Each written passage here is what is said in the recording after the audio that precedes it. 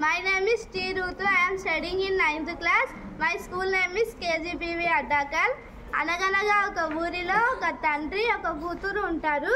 ఆ కూతురు అంటే ఆ తండ్రికి ఎంతో ఇష్టం. ఆ కూతురు మంచిగా చదివి 10th క్లాస్ పాస్ అయ్యింది.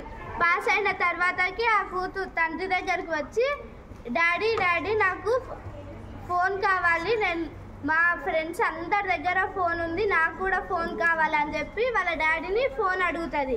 వాళ్ళ డాడీ ఉండి ఇంకో ఒక 2 నెలల తర్వాతకి ఇప్పిస్తానమ్మా, ఇప్పుడు ఇంట్లో పరిస్థితులు బాగాలేవు అని చెప్తాడు.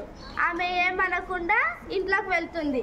కొన్ని రోజుల తర్వాత మళ్ళీ వచ్చి డాడీ మా ఫ్రెండ్స్ అందరి దగ్గర ల్యాప్టాప్స్ ఉన్నాయి, నాకు కూడా ల్యాప్టాప్ కావాలి డాడీ అని అడుగుతుంది.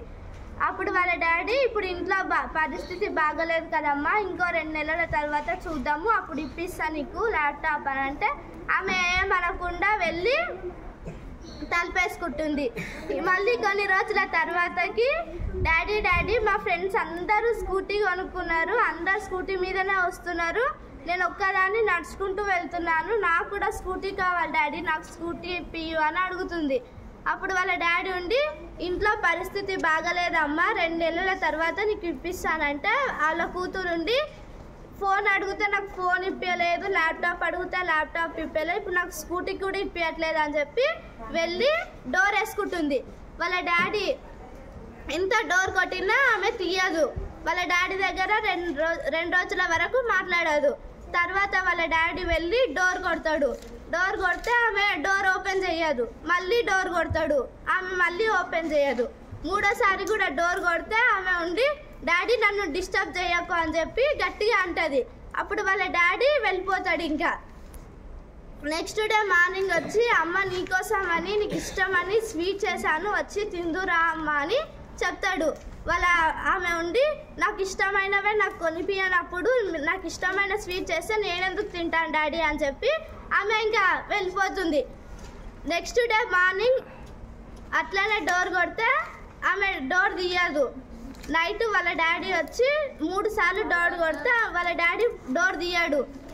ఆమె ఇంకా మార్నింగ్ టైం ఆమె లేచే వరకు 8:30 అవుతుంది. అయ్యో ఏంటి కాలేజ్కి టైం అయిపోతుంది, ఈరోజు నాకు డాడీ డోర్ తెరవలేదు అని చెప్పి ఆమె అనుకొని తొందరగా డోర్ ఓపెన్ చేసి చూసేటాలకి వాళ్ళ డాడీ చనిపోయి ఉంటాడు. అతను చనిపోయే ముందు ఆయన మీద ఒక లెటర్ ఉంటుంది. ఆ లెటర్ తీసి ఆమె చదువుతుంది.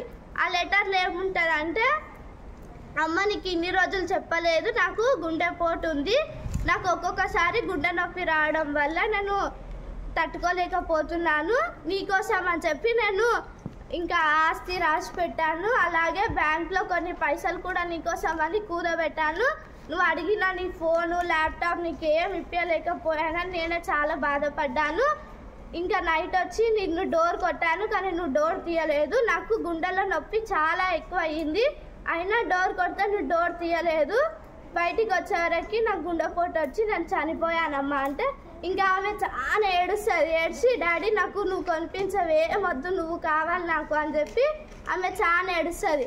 కానీ చనిపోయిన ఆయన తిరిగి రాలేడు కదా, మనం కూడా మనకేమైనా కావాలని చెప్పి మన వాళ్ళని అడగాలి.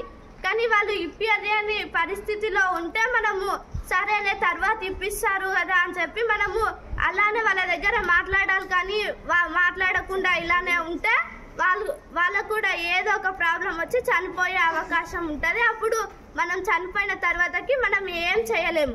కాబట్టి ఉన్నప్పుడే అమ్మ నాన్నల దగ్గర సంతోషంగా ఉండాలి. Thank you.